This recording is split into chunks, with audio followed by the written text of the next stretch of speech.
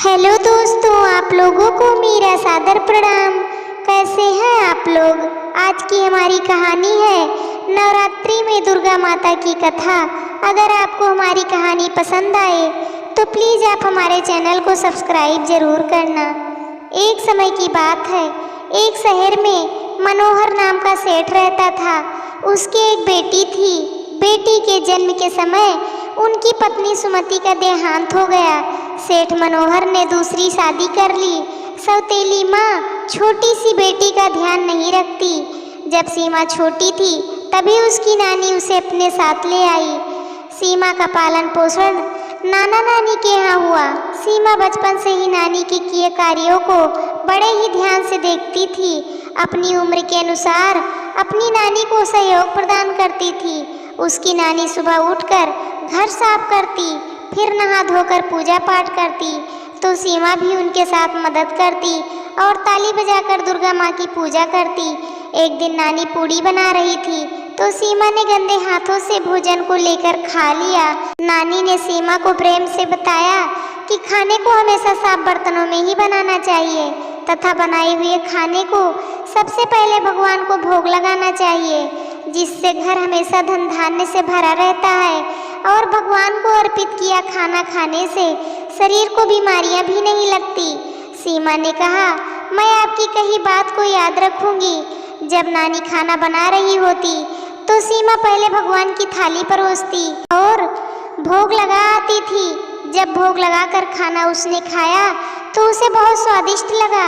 वह भगवान को अर्पित किए खाने का महत्व समझ चुकी थी।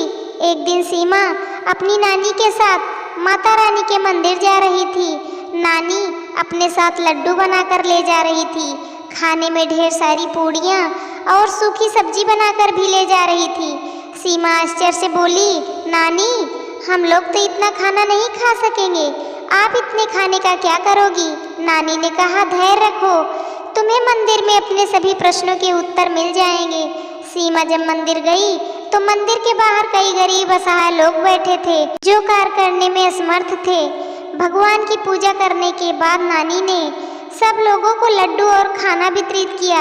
नानी ने कहा, अपने कमाए धन द्वारा हमेशा गरीब और असहाय लोगों की मदद करनी चाहिए।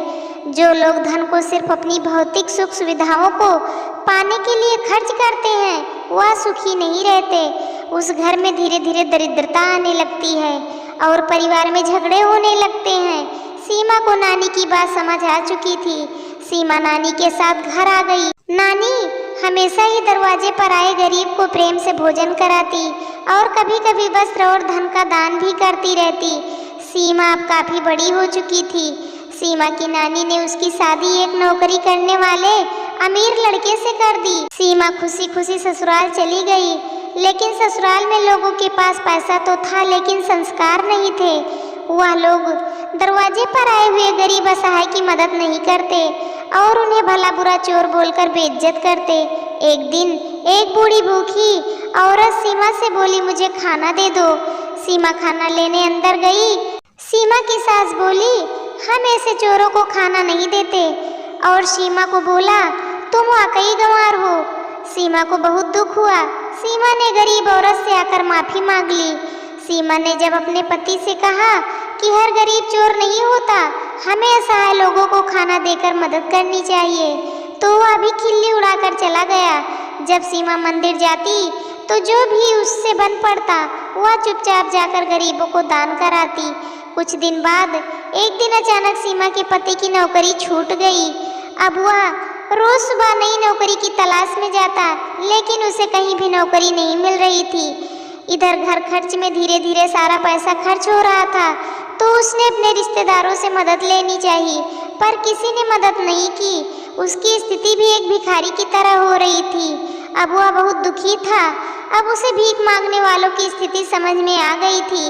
घर के सभी लोग भी परेशान थे। मजबूर होकर सीमा के पति को मजदूरी करनी पड़ रही थी। बेटे की नौकरी चले जाने के कारण आसपास के लोग भी बहुत नीच निगाहों से देखते, जिससे सीमा की सास की तबीयत बिगड़ गई। घर पर संकट का पहाड़ टूट गया।